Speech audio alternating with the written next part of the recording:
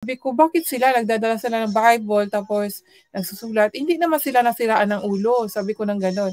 Bakit sa Katolik, pag nagbabasa ng Bible, sasabihin nila nasisiraan ka ng ulo? Kaya sabi ko sa isip ko, pananakot lang pala nila yan dahil meron palang secret word dito sa Bible na hindi natin nababasa. At once na mababasa natin, ay magkaroon nga tayo ng open of our mind, our eyes, our heart. Malalaman natin ang totoo. Siyempre, magkakaroon tayo ng maraming tanong na bakit ang turo sa akin ay hindi ganun? Kasi ganun yung nangyayari sa akin. So, ito, chance din po talaga na bilang pakikipagkaibigan. Tapos, ito, may narinig kayo na binabasa dito sa Biblia. Kahit paano, kahit isang verses ay tatago sa puso nyo, may dagdag kaalaman din yan.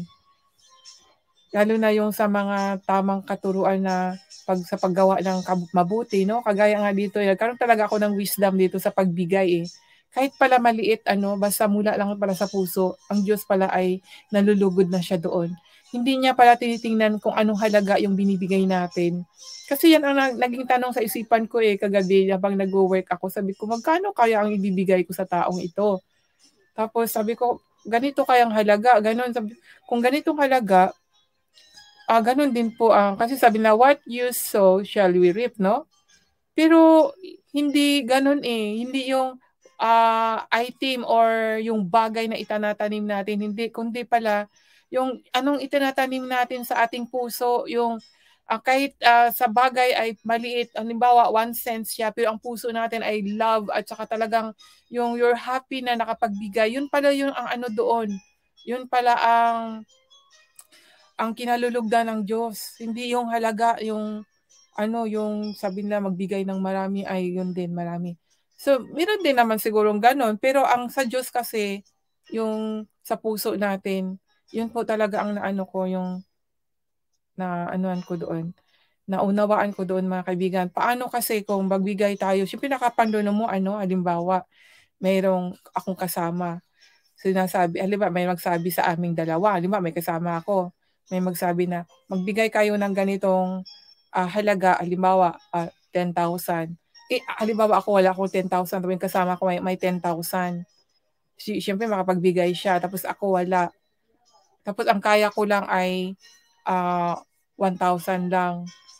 Siyempre kung susundin natin noon dahil 1,000 lang nabigay ko ay 1,000 lang din ang babalik. So baga 2,000 sa kanya, 20,000, mas malaki talaga Hindi ganoon ang sa Panginoon Kasi kung magbigay naman siya ng 10,000 at wala naman sa puso niya, hindi naman talaga love, kundi nagbigay siya kasi kaya niya. Yung sa 1,000 ay mula sa puso, binigay niya. Siyempre, ang kalulugdan ng Diyos ay yung mula sa puso. Hindi yung dahil meron siyang 10,000 ay yun ang kinalugdan ng Diyos. Hindi po ganun ang sa Diyos. At meron nga sabi na hindi ko alam kung saan talata, sabi ng yung sa yung pagbayad ng kasalanan noong Old Testament, yung pagbayad nila ng kasalanan, sabi ng Diyos kahit na mahirap at mayaman, pantay. Kasi sinabi niya doon, kahit marami siya, kung ano yung sinabi ng Diyos na kabayaran, ay yun talaga ang tutuparin.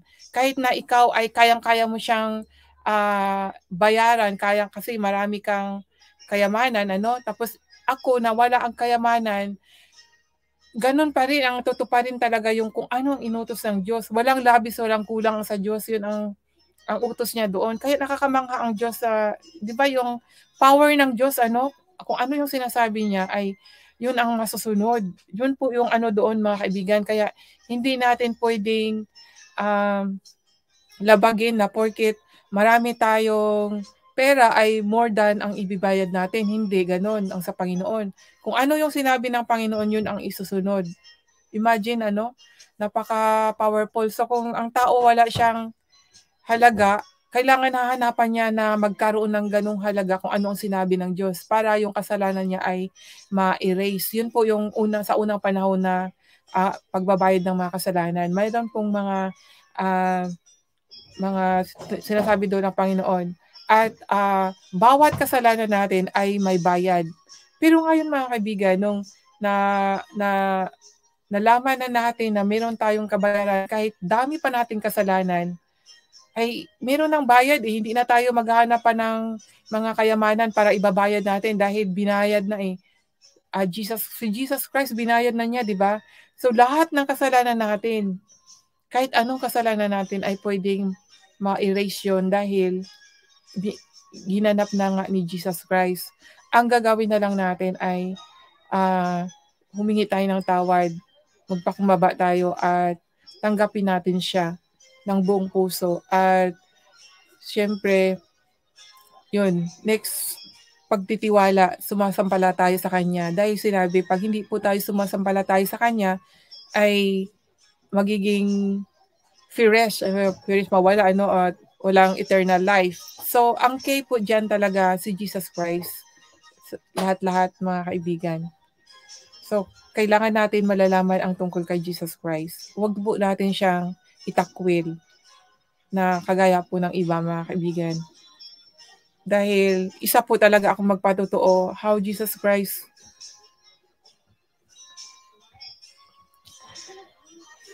isa po talaga akong magpatotoo na hindi po sinasabi ko na hindi mawawalang bisa, mawawalang halaga ang pagbago niya sa buhay ko. Ikikwento ko ang tungkol sa ginagawa niya.